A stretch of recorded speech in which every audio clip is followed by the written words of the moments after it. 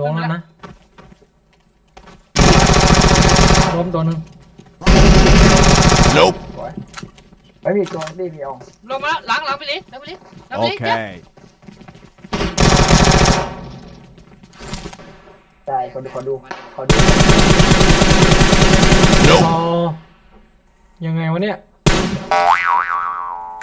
บอดก็ไม่ตาย ปอด2 ตัวนะ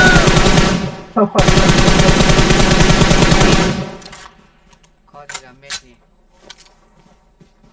ไปไหนแล้วอ่ะ มันแอบป้านนะนี่ ตัวไม่ติด หอมไกลจังสกอบเสียใช้ไม่เป็น นี่ขวาตัวหนึ่ง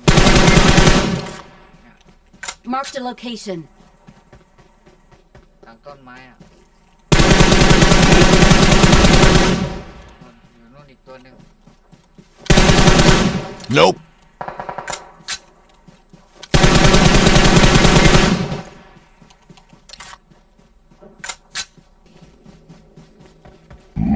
Monster kill. A few moments later.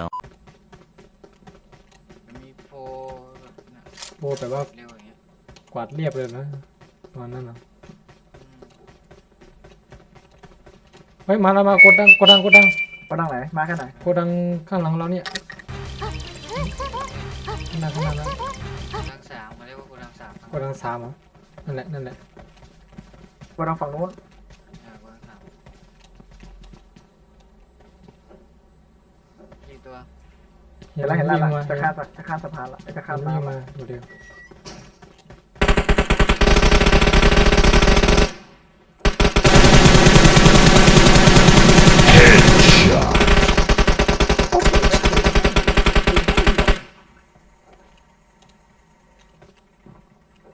อยู่ตรงไหน เอากองเลยดึงไม่ลงเจ็บ มันอยู่ตรงไหนอีกวะ กล่องซ้ายเนี่ยเห็นมากผมไหม Marked a ซ้าย location. กล่องซ้ายสุดเลยตรงมุมอ่ะ โอเค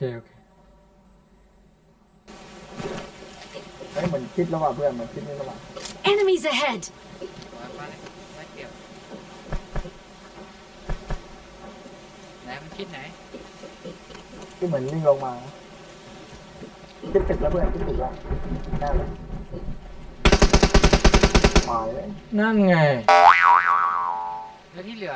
มันอยู่ไหน ไม่รู้อะ บนเขาอะ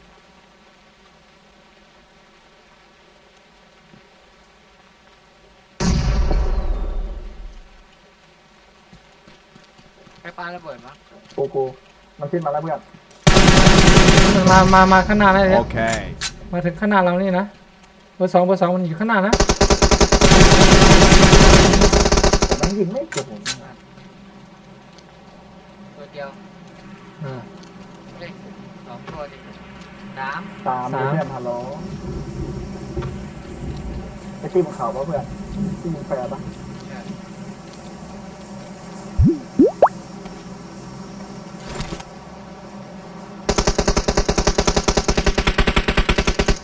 เดี๋ยววะ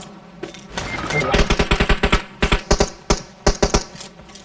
Marked a location. ยิงทางขวาได้นะฮัลโหล กำลังไป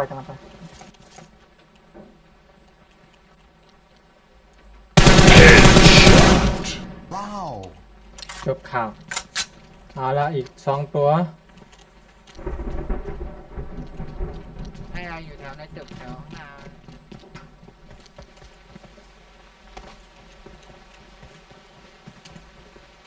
แถวตึกข้างหน้าเลยระวังนะ มันไปไหนแล้ววะ หรือว่ามันอยู่ตรงนั้นสองตัว ไม่รู้นะ เฮ้ยไม่ได้วงมาแล้วนี่ไง Enemies ahead. ผมไม่โคตรเจ็บไม่ลงใช่2 ตัวครับ อีกตัวหน้าอยู่แถวข้างในเนี่ยระวังนะแถวในตึกเนี่ยว งมันเล็กเกินแล้วเนี่ย วงมันเล็กเกิน น่าจะนั่งอยู่แถวในตึกใหญ่นี่แหละ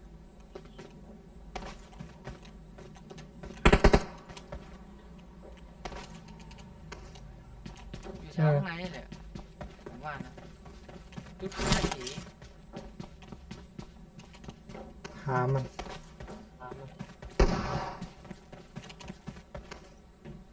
ตัวเดียวอย่าเพิ่งยิงนะ เฮ้ยเดี๋ยวปลา เอาไป ยิงปลาเหรอ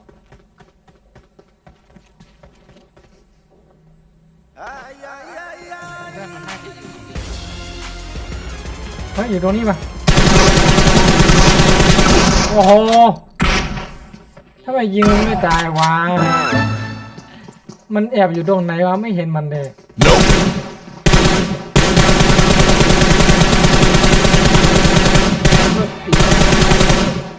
มัน ยิงมันเจ็บชิบหายไม่ตายเลย เ